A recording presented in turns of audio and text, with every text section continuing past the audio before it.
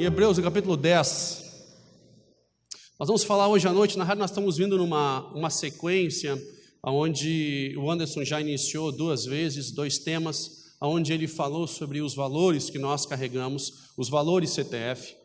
E hoje chegou num dos temas, talvez mais polêmicos de todos os temas que nós vamos abordar. Ele é um tema muito polêmico, ele tem se tornado um tema polêmico, porque nós vamos falar hoje sobre a igreja local, amando a igreja local, ou vivendo a igreja local, quando há um movimento justamente no contrário, ou seja, um movimento dos desigrejados. E o pessoal nos ajudou hoje.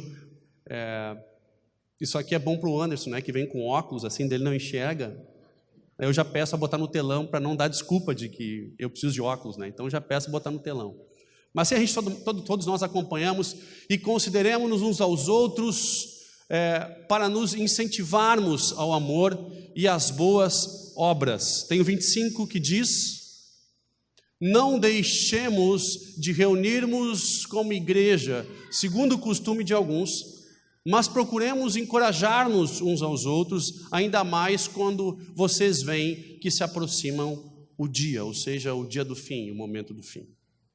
Papai, agradecemos pela Tua palavra, ministra a nossa vida, nos alcança com a Tua ministração, ministra o nosso coração em nome de Jesus. Papai, dê para mim as palavras certas na minha boca e eu Te darei a glória e a honra em nome de Cristo. Amém.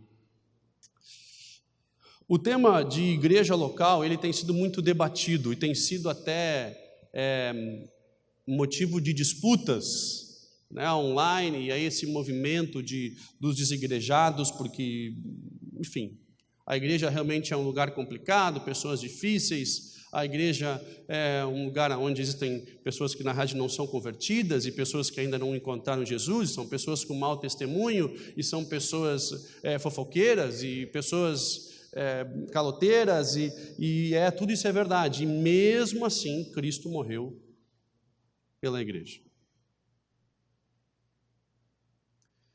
E nesse conjunto de pessoas que estão em busca, né, de uma evolução, de uma correção, de uma ministração, de uma instrução, né, de uma conversão, ou seja, de uma mudança radical de vida, a gente encontra a igreja de Cristo em Hebreus, ele instrui, dizendo: encorajai-vos uns aos outros. Se vamos nos comprometer e não deixem de congregar como é costume de alguns. Muito pelo contrário, vamos nos encorajar a permanecer firme, sabendo que o dia do fim, ou seja, o momento em que nós vamos encontrar com Cristo, se aproxima. E ele encoraja as pessoas para que venham a viver a igreja, venham a viver uma vida comum da igreja e não se afastem como tem sido o costume de uns. E alguns no nosso tempo, ou muitos no nosso tempo, de fato, têm vivido esse movimento contra, não necessariamente contra a igreja, mas a favor de uma vida sem ela, a favor de uma vida sem ter que estar perto de mais pessoas, sem ter que compartilhar a minha vida com ninguém, sem ter que inclusive encorajar outros com o próprio testemunho. Quantas vezes nós somos encorajados por testemunhos de outros, ou seja, não, isso não é interessante, muito menos ajudar alguém que está precisando. É melhor eu viver sozinho, eu tenho a minha fé, na verdade não deixei de ser cristão, eu só não frequento igreja nenhuma, e isso não é bíblico. Não há uma instrução bíblica a favor disso, muito pelo contrário. Cristo pagou um alto preço gigante, nós vamos ver isso nos breves minutos que nós vamos estar falando sobre esse tema, para que nós estivéssemos juntos como igreja, e cada vez mais juntos como igreja, independente da denominação, independente da estrutura, mas que estivéssemos juntos. Quando eu encontrei a Cristo, tive a primeira experiência com Cristo, lá atrás, né, com 14 anos, e a gente, quando vai ficando velho, só lembra das coisas bem para trás, né, bem antigas, assim. Então, mais ou menos isso está acontecendo comigo. Quando lembrando detalhe, começou a buscar, porque já ficou velho. O pessoal diz que, o Anderson diz que é velho quem levanta para ver Campo e Lavoura, Bom Dia, Rio Grande. Cara, eu sempre fiz isso. Então, mas enfim, cara, me apaixonei pela igreja.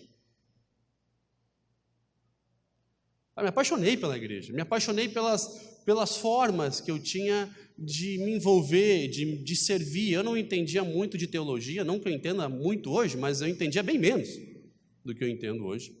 E, para mim, o me envolver era fantástico, porque o pastor da época, ele pedia ajuda para qualquer coisa. Aqui tem alguns aqui da antiga, povo aí que ajudou a cavar a sapata e tudo isso, né? Enfim. E aí o pastor dizia, olha, precisamos de voluntários para ajudar na obra, na construção da igreja. Eu não entendia naquela época absolutamente nada sobre construção civil. Hoje, continuo não entendendo nada.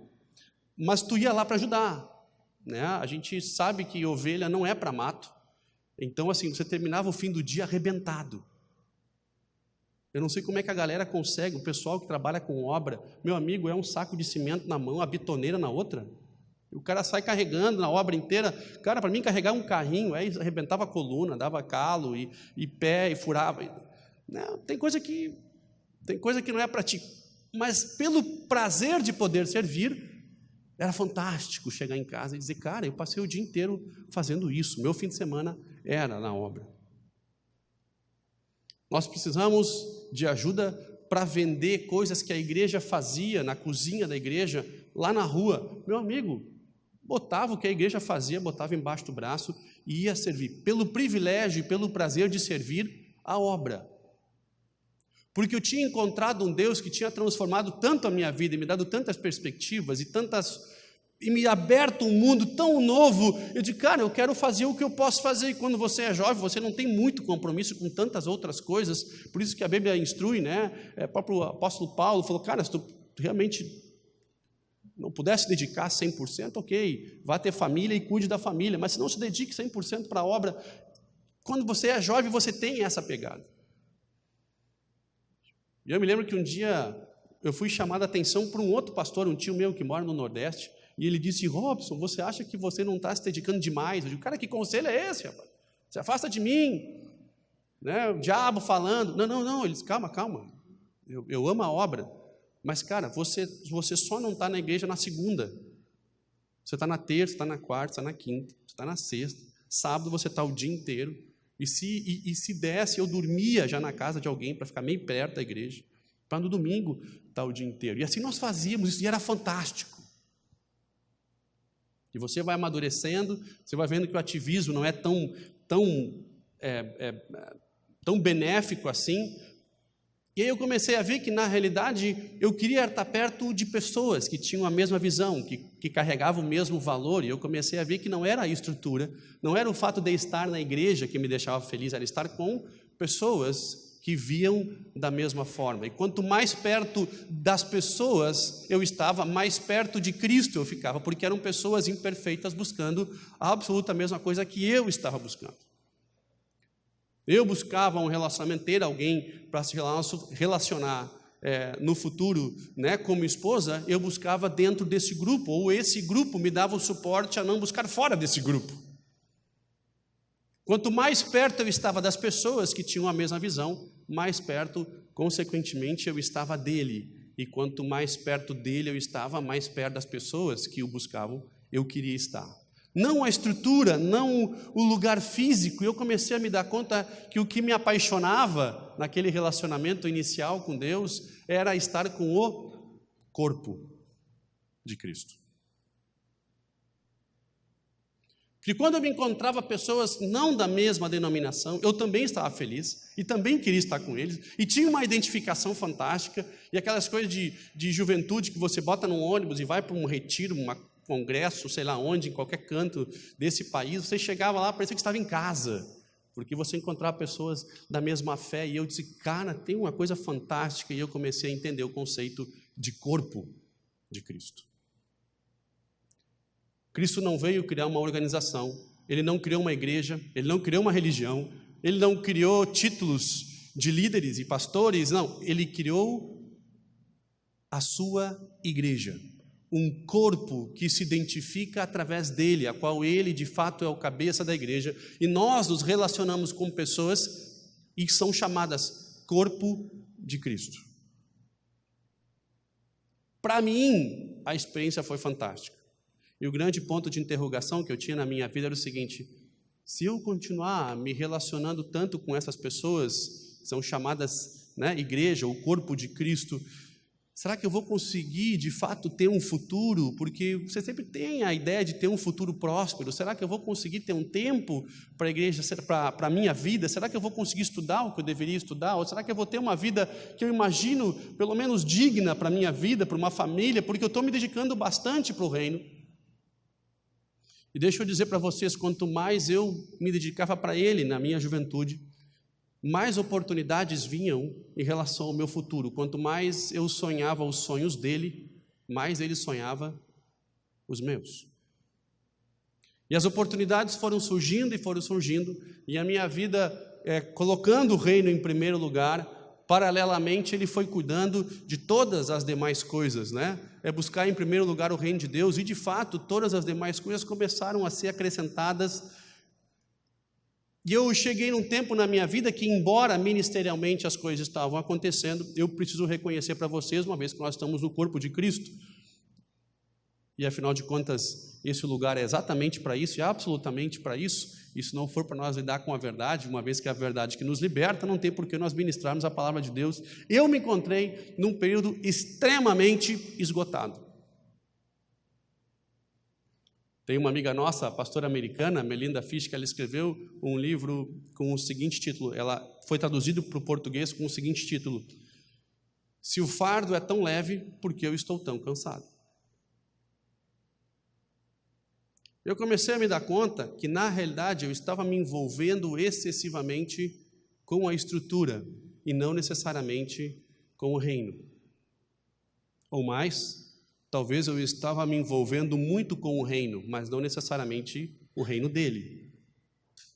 O reino de alguém, da organização, alguém que criou uma organização, uma estrutura que estava tomando absolutamente todo o meu tempo e toda a minha energia e todo o meu dinheiro, mas não necessariamente eu estava edificando o reino dele. E foi a hora que você tem que parar e você tem que dizer: cara, afinal de contas,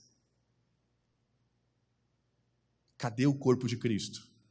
Afinal de contas, que reino é esse que levou toda a minha energia e que eu estou trabalhando, mas na realidade eu estou sentindo que eu estou... Sabe quando você sente que você trabalha, mas você dá tiro na água? Que você corre, mas você corre atrás do seu rabo.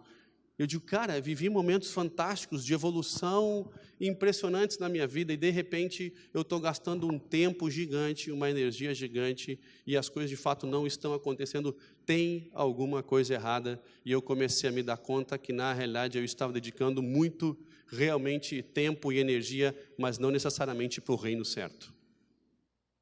E aí é hora de você parar tudo e dizer: tem alguma coisa errada, porque o reino dele não pertence às coisas desse mundo. As coisas dele são coisas que me dão extremo prazer, me desafiam, me exortam, ministram na minha vida, mas o reino dele é muito diferente de coisas dessa terra, e ele veio para que nós tivéssemos essa experiência de corpo. Quando nós falamos em termos de igreja local, e por que nós cremos muito na igreja local, é porque na igreja local é onde eu tenho a chance de ser ministrado. É como na nossa família, na nossa casa. Quem mora conosco conhece exatamente os nossos defeitos, os nossos problemas, não é isso? Eu conheço a minha esposa, ela não tem muito conhecimento do meu, até porque eu tenho bem pouco, mas, né, mas dela e da família dela, né, que tem problema e tal, eu acabo ajudando mais, mas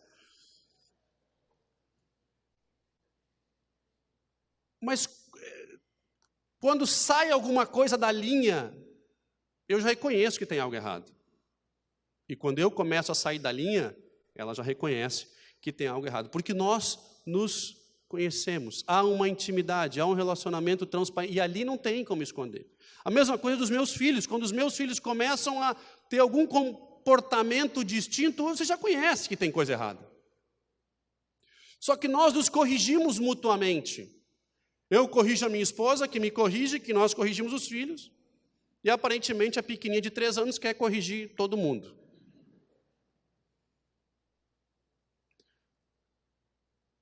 Mas nós criamos aí um mecanismo saudável de ministração onde nós crescemos. Isso sim chama família. E abrindo o leque, a família de Cristo é exatamente a mesma coisa. Quando eu opto por ser um cristão de internet, eu opto por ligar a pregação que mais me interessa, na hora que me interessa, eu ligo e desligo o momento que me interessa, ninguém me confronta.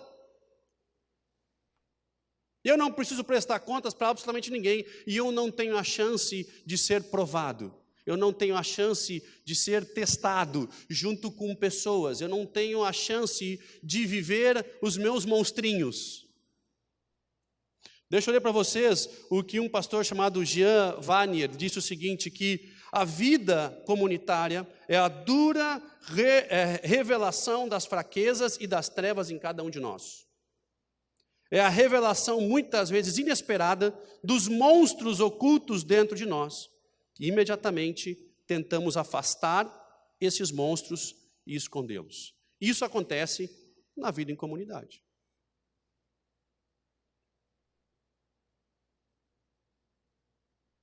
Pessoal, é nessa vida em comunidade que não acontece nesse congregar online. Nessa vida em comunidade, eu sou confrontado pelo meu irmão, eu tenho que lidar com as fofocas da igreja, com as pessoas que ainda não se converteram 100%, com as dificuldades, com os transtornos, com os conflitos. Essa é a igreja, e foi para essa igreja que Cristo morreu, justamente para essa igreja. E quando eu opto por não viver essa vida em comunidade, eu estou optando por não me sujeitar a ninguém. Não é só para não receber ministração, eu também estou abrindo mão de abençoar alguém. Eu estou abrindo mão de ministrar alguém. Eu estou abrindo mão de usar a minha vida, o meu testemunho, a minha história, para alcançar alguém que está precisando viver a mesma coisa. Eu abro mão de igreja. Eu abro mão de corpo de Cristo. E eu começo a ver uma vida tão isolada, onde eu sou o Senhor da verdade e o Espírito Santo não fala mais para mim. Porque quando eu vou a uma conferência, naquela conferência eu tenho milhares, talvez, de pessoas com o mesmo objetivo. O louvor ele é fantástico, está todo mundo empenhado no mesmo objetivo, e são 3, 4 dias de céus na terra. Aí eu volto para a minha igreja e eu tenho conflitos. Não, então melhor não congregar, eu vou viver de conferência, porque conferência é bem melhor, né?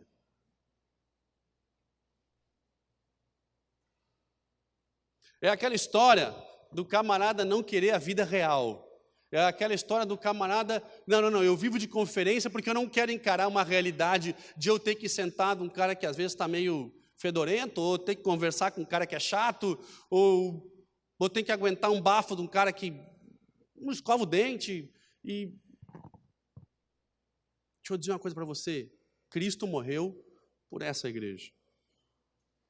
E é nesse corpo que a gente começa a entender uma mensagem de transformação, de renovação, que vai mudando a nossa vida e vai nos levando de etapas em etapas, de vitórias em vitórias, em conquistas e estresses e complicações, mas também de vitória. A diferença de Davi, que estava no campo com o resto dos guerreiros que estavam com medo de enfrentar o gigante Golias, era que Davi conhecia o corpo.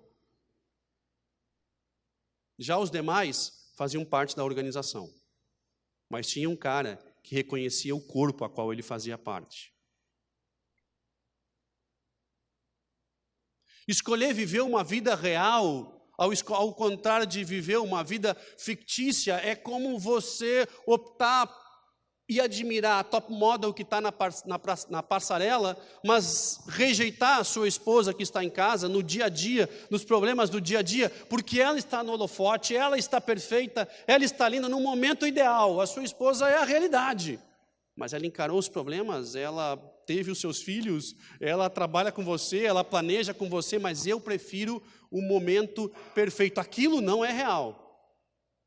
A realidade é o que de fato eu tenho do meu lado, mas eu opto por não viver isso. A mesma coisa é a história da igreja, onde eu opto por viver um momento online, de glamour ou de conferências, mas eu não quero estar na minha igreja local. Em Atos, no capítulo 2, depois daquele mega derramado do Espírito Santo, em Atos, no capítulo 2, diz o seguinte, 2:42, diz o seguinte: eles se dedicavam ao ensino dos apóstolos e à comunidade, ao partir do pão e às orações. Todos estavam cheios de temor e muitas maravilhas e sinais eram feitos pelos apóstolos. E os que criam mantinham-se unidos e tinham tudo em comum. 45 diz: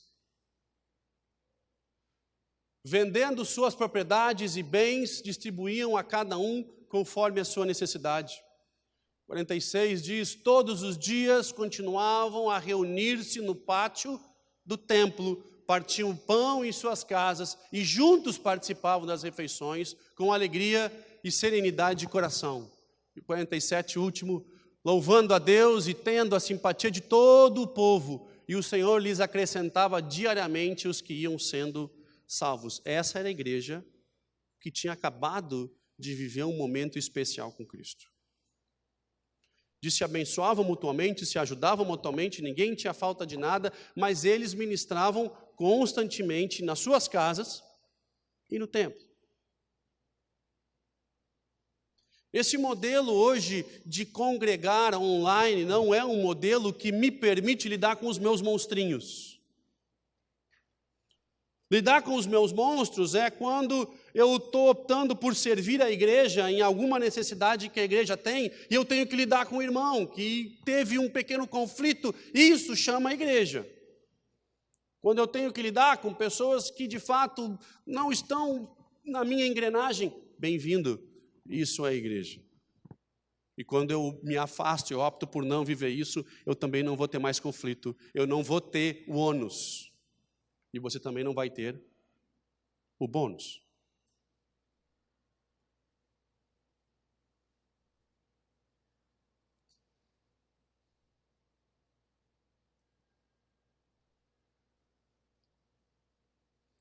Cristo não criou uma organização, Ele criou uma igreja. Os homens criaram organizações.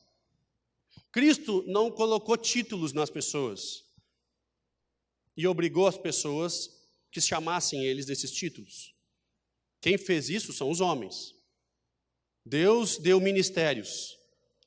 E nós deveríamos reconhecer a unção em cada um e respeitar a unção e o chamado de cada um. Mas nós gostamos de criar posições.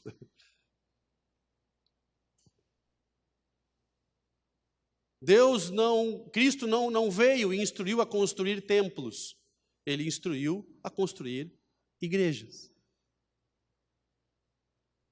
Embora nós precisemos de templos, mas no momento em que o nosso foco deixa de ser pessoas e passa a ser estrutura, no momento em que eu começo a apertar o povo para dar, porque eu tenho que sustentar altos salários e uma estrutura muito grande, eu perco o foco da igreja, do crescimento, do viver diário da igreja, para que novos fossem acrescentados, e eu passo a gastar uma energia muito grande criando uma estrutura, eu deixo de ser igreja, eu passo a ser uma organização.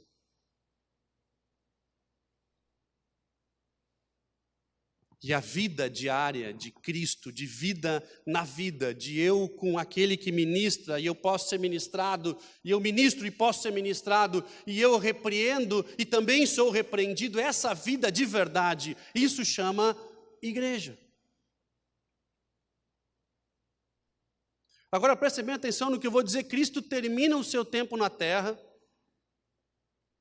e Ele fez muita coisa aqui. Ele fez tanta coisa que a Bíblia diz que não teriam livros e lugares para guardar tantos livros se fossem todos escritos, que de fato Cristo fez, né, uma alusão a Ele ter feito inúmeras coisas.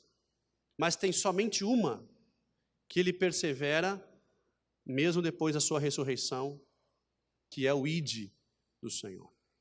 Ele só persevera numa. Ele diz o seguinte: de tudo que ele fez, ele tem uma coisa que ele continua fazendo mesmo após ser ressuscitado, e é a primeira coisa que ele faz com Pedro. Isso está lá em Mateus? Não. Em João. Em João, no capítulo 21, no verso 15, diz o seguinte: depois de comerem, Jesus já tinha ressuscitado, encontrou os discípulos de novo, e Pedro vazou, foi embora, e ele perguntou a Simão Pedro, dizendo: Simão, filho de João, você me ama mais do que estes? E disse ele: sim, Senhor, tu sabes que eu te amo. E disse Jesus: cuide dos meus cordeiros.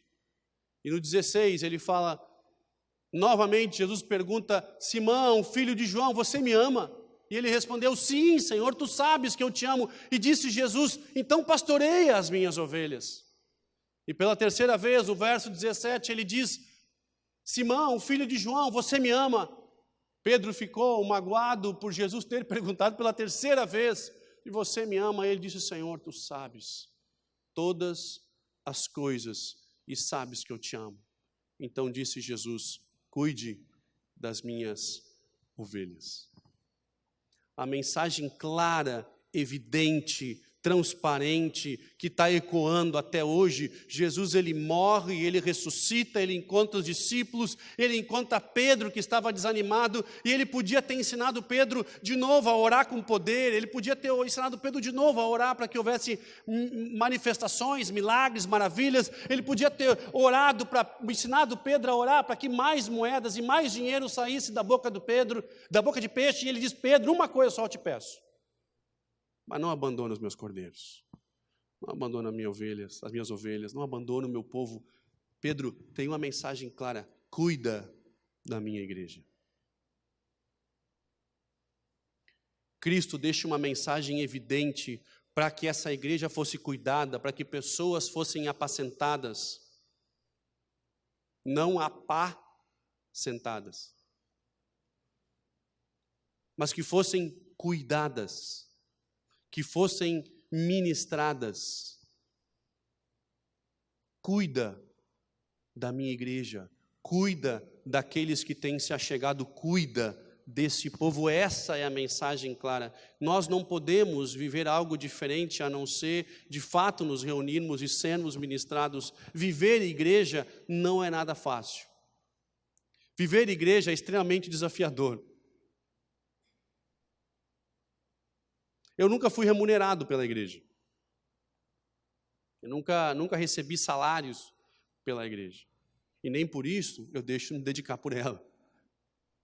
E nem por isso eu deixo de ministrar em lugares quando me convidam. E eu nunca, sendo assalariado, nunca vivendo e dependendo da igreja, eu nunca deixei de dedicar os meus domingos, como por exemplo hoje de ministração. É um domingo que você para e dedica para isso. Você não faz outra coisa, você fica por ali, meu amigo, hoje tem culto. Assim acontece com aqueles que botam a mão no arado, com todos aqueles que botam a mão no arado, independente do departamento que você está. Você não faz tudo isso, você não vive tudo isso e dá todo esse problema que dá todo dia, se você não quer ver um resultado que aconteceu na sua vida, acontecendo na vida dos outros. Você faz tudo isso porque você não faz parte de um reino terreno, você faz parte de um reino muito maior do que você, de algo muito maior do que você e que não pode ser destruído. Você faz parte de um reino que não é um reino como governos. Na América Latina nós estamos vendo países que eram extremamente ricos porque tinham petróleo e hoje estão afundados em crises, impérios destruídos. Você olha para países vizinhos nossos, que eram conhecidos como a Europa da América Latina, hoje pobres. Impérios ao longo da história que eram criados, impérios gigantes de várias nações, todos eles um dia ruíram, mas tem um império que só cresce, chama igreja. Você sabe por quê? Porque lá em Mateus, no capítulo 16, Cristo olha para Pedro, depois daquela revelação impressionante, onde Pedro diz: tu és filho, o Cristo, tu és filho de Deus, o Cristo. E ele diz o seguinte, em Mateus, no capítulo 16, Simão Pedro respondeu: tu és o Cristo, o Filho do Deus vivo. E ele diz, respondeu Jesus, feliz é você, Simão, filho de Jonas, porque isso não lhe foi revelado por carne ou sangue, mas pelo meu Pai que está nos céus. E no verso 18, o grande motivo pelo qual esse reino não é destruído, e eu lhe digo que você é Pedro, e sobre essa pedra edificarei a minha igreja, e as portas do inferno não prevalecerão contra ela, e é por isso que esse império não cai, é por isso que esse império não é destruído, é por isso que esse império, apesar de ser feito com pessoas imperfeitas, ele é um império que só cresce, porque quando você entende que você é parte de um corpo, e esse corpo chama corpo de Cristo, e você sendo imperfeito, você se coloca debaixo da palavra dele, não debaixo de homens, mas debaixo de Cristo. Você reconhece a unção de homens, mas você se submete a Cristo, Deus ministra a sua vida, e nós vamos de glória em glória, nós vamos evoluindo, nós vamos aprendendo, sendo ministrados, caindo e crescendo e vencendo, e coisas novas vão acontecendo, isso chama igreja. Se eu tiro isso do Evangelho, eu vou ter uma filosofia muito bonita, onde cada um faz absolutamente o que quiser, não edifica absolutamente ninguém, não tem que cuidar de absolutamente ninguém. E o mais triste é que quando nós precisamos, e todos nós um dia precisamos, não tenho absolutamente ninguém por mim.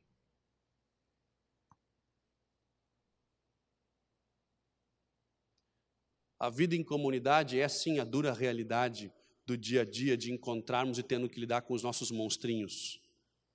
Mas no momento em que eu opto por não viver essa vida em comunidade, eu estou optando por não viver aquilo que Cristo tem para mim.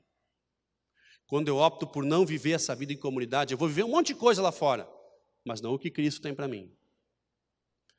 Tá, Robson, tu está dizendo que então eu não vou viver a vontade de Cristo se eu não estiver próximo de uma comunidade? É exatamente isso que eu estou dizendo.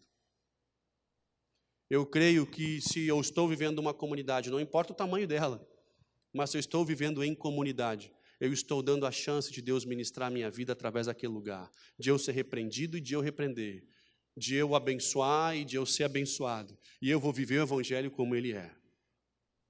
Eu vou orar por pessoas quando precisam de oração, e vou receber oração quando eu estou precisando. Isso chama igreja.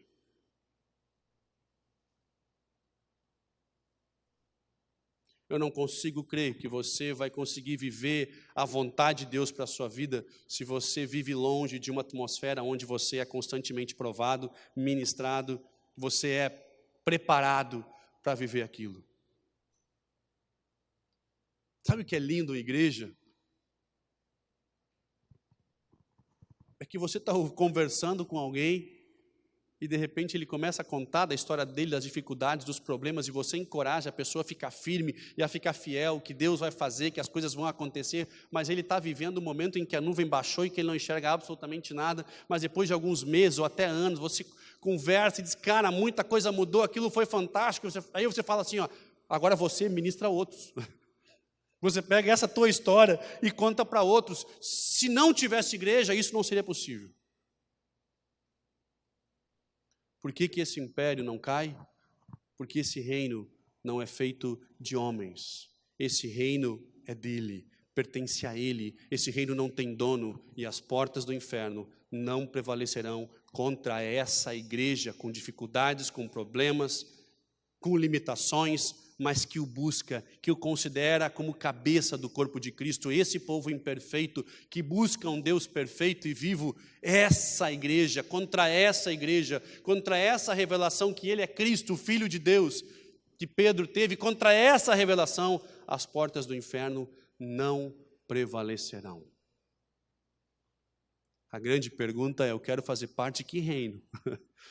Eu quero botar a mão no arado em que lugar, meu amigo? Eu quero botar a mão no arado onde sim tem pessoas com problemas, imperfeitas, mas eu só quero ter uma certeza, que eu estou trabalhando para o corpo de Cristo, e não para reino de homem. Eu estou botando o meu esforço em um lugar onde eu consiga viver igreja, onde eu consiga ver que de fato Cristo está movendo, que eu consiga me dedicar e ver que Cristo está trabalhando na minha vida, onde eu possa ser tão transparente, que eu possa ser real com os meus problemas e os meus defeitos, e Cristo vai continuar me amando, e o meu irmão vai continuar me amando, e juntos nós vamos crescer, e nós vamos superar, e eu vou viver tempos diferentes. Isso chama igreja.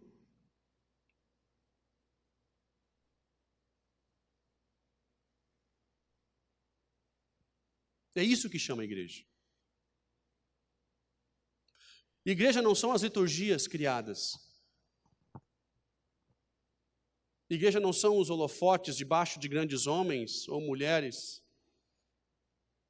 Provavelmente, o maior pregador da história nenhum de nós conhecemos. Talvez está numa pequena igreja, em algum canto desse mundo. Eu tenho certeza que ninguém no mundo conhece o melhor pregador que está vivendo na atualidade. Porque talvez ele está muito longe dos holofotes, de qualquer câmera, de qualquer transmissão ao vivo. Isso é igreja. Cristo diz que naquele dia, ou seja, no dia em que nós o encontraremos, nós teremos muitas surpresas. Quem é o maior entre vós? Cara, aquele que é o menor, que está achando que é grande coisa, o menorzinho é o que vai ser exaltado. Sabe aquele último da fila? Sabe o último vai ser o primeiro. Ele sabe as criancinhas? Se não fizer que essas crianças não encontram o reino de Deus. Isso é igreja. Cara, igreja não é liturgia, igreja não é culto no domingo, ou na quarta, ou sei lá quando. Igreja não é a programação que se tem. Igreja é isso aqui, é a gente estar junto, é o dia a dia de você ligar e dizer, cara, eu preciso de ajuda, eu vou orar. E se eu precisar emprestar dinheiro e eu tenho, eu posso emprestar. E se eu não tenho, nós vamos chorar juntos, porque nós vamos rir juntos. Isso é igreja, isso é igreja.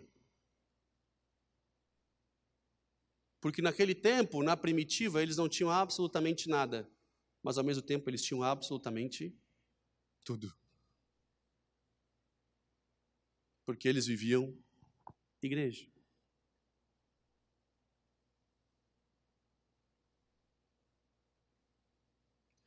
Talvez você está cansado, talvez você está frustrado. E eu sei que estou falando quando a gente diz cansado e frustrado com a igreja, mas deixa eu te dar deixa eu desvendar um pouquinho essa frase, essa sentença.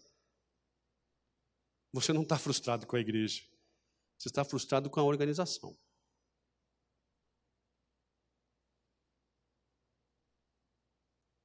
Você está frustrado com a estrutura, você está frustrado com você mesmo, que se deixou viver debaixo de um jugo que não é corpo de Cristo.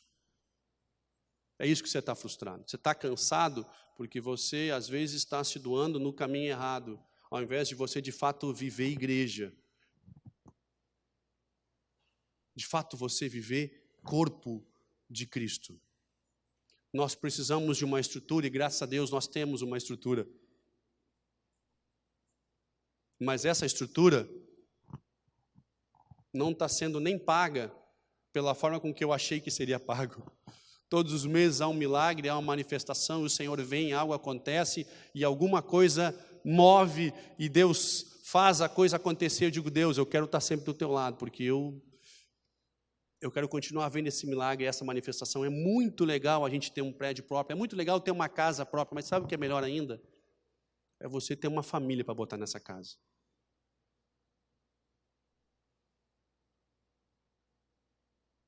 A Bíblia diz em Provérbios que é melhor morar numa meia água do que com uma mulher rixosa, né? Nós temos que viver essência e família.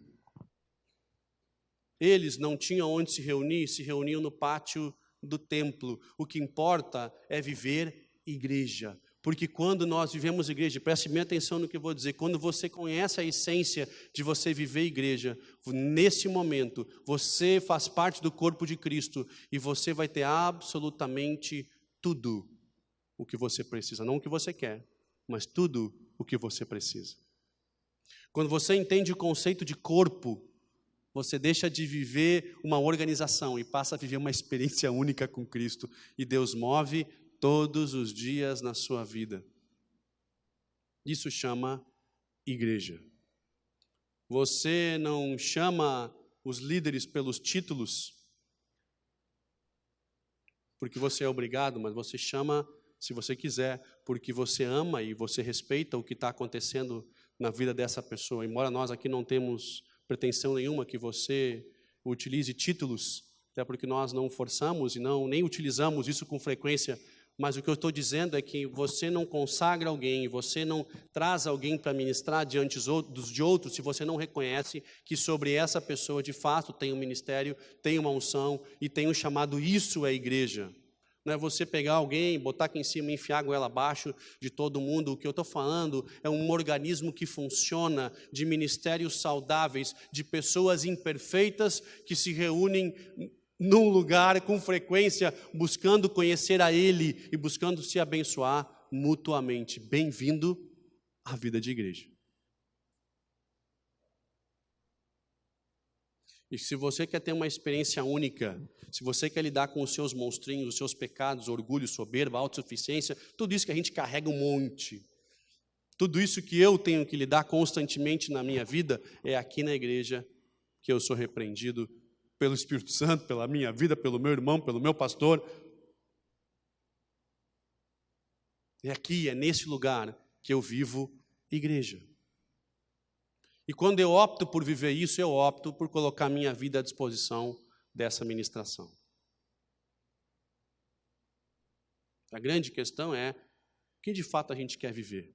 Uma religião ou igreja? Na igreja eu vou ser confrontado, sim. Na religião, eu opto aquilo que eu quero. É um evangelho à la carte. Eu escolho o que eu vou querer comer hoje. Já na igreja, eu sou eventualmente apertado. Aquele dia que você diz, poxa, hoje Deus pegou pesado comigo. Mas Ele está certo. Quantas vezes eu tive que pedir perdão para irmãos, quantas vezes eu levantei no meio da ceia, fui pedir perdão para um outro irmão lá. Foi nessa igreja que eu aprendi a pedir perdão.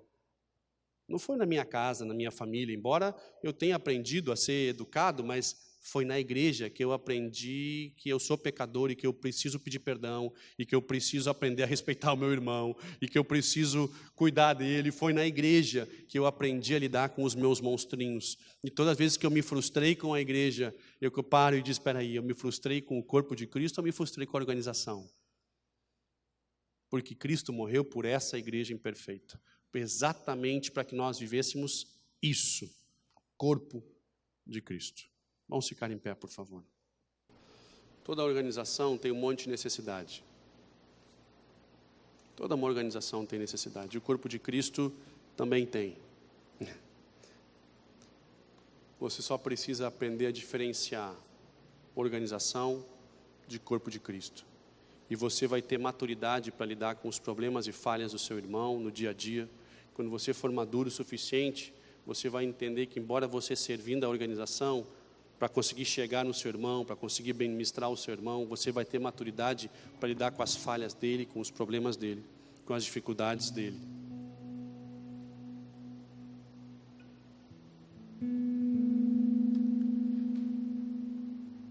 Eu não sirvo a igreja há tantos anos porque eu sou bom,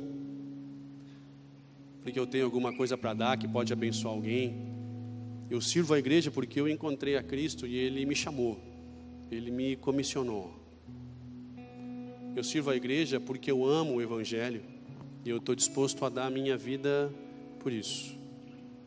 Eu não sirvo porque ninguém pede, eu sirvo porque eu sei que precisa.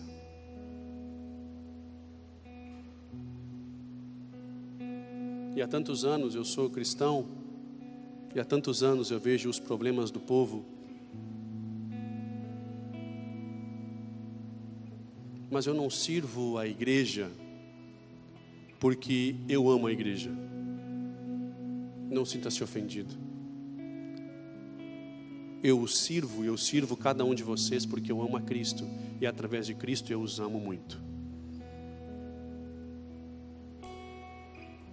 E quando eu tiro Cristo dessa equação e eu tenho somente as pessoas com problemas, aí fica difícil. Por isso que às vezes o fardo fica pesado e fica difícil de carregar, porque você tirou Cristo da equação.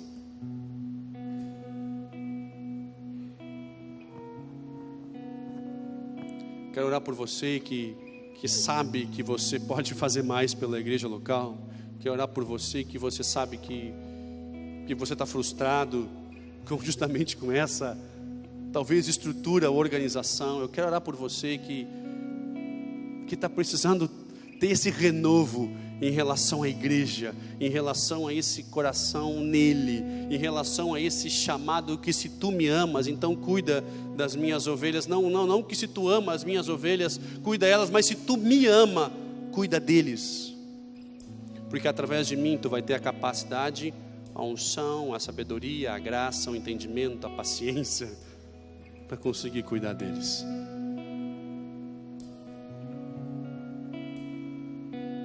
Eu não faço tudo o que faço, o tempo que gasto, o recurso que eu aporto, porque eu amo as coisas, porque eu tenho muito mais para fazer com o meu tempo e com o meu dinheiro, mas eu não vejo lugar melhor para colocar tudo isso. Eu não consigo encontrar lugar melhor para colocar tudo isso do que a serviço do reino, do que a serviço da igreja, para que pessoas o conheçam e consigam experimentá-lo de forma simples e verdadeira, e consigam lidar com os seus monstrinhos, assim como eu tenho que lidar com os meus. Então, igreja, bem-vindo à realidade, bem-vindo ao corpo de Cristo, aonde depois de conhecer a verdade nos liberta, nos ministra, nos alcança.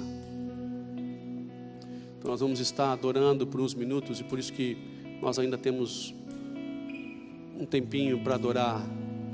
Eu achei importante adorar. Eu acho que o momento que nós estamos vivendo, ele é importante.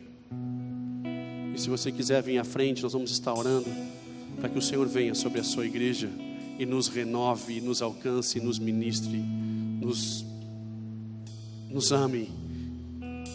Ainda mais, papai, vem.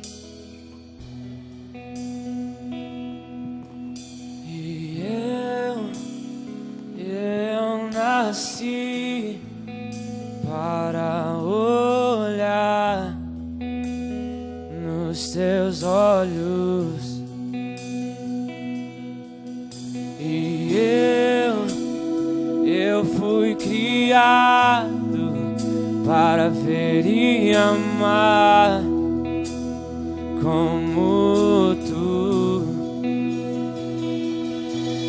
e eu nasci para olhar nos teus olhos.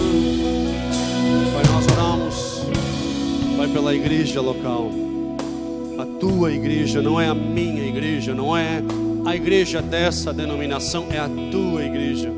Pai, nós oramos pelos pequenos, do menor até o maior, do mais novo até o mais velho. Desvenda, tira a venda dos olhos, para que nós venhamos a compreender a profundidade do que nós estamos fazendo, a importância de cuidar das tuas ovelhas. Não são as nossas ovelhas, não é o nosso povo, não é o nosso rebanho.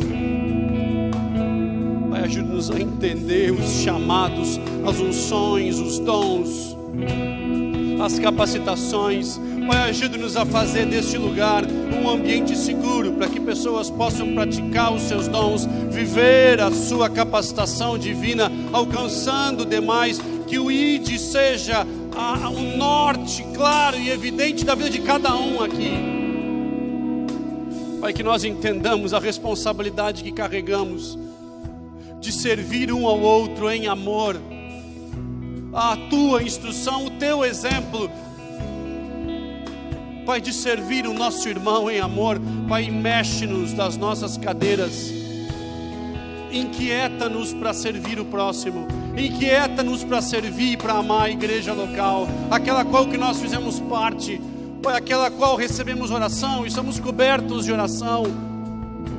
Pai, ajuda-nos a amar e a servir aqueles que andam conosco, em nome de Cristo. Pai, tira vendas dos nossos olhos, dá-nos maturidade para entender o que é organização e o que é igreja, o que é corpo de Cristo e o que é membresia.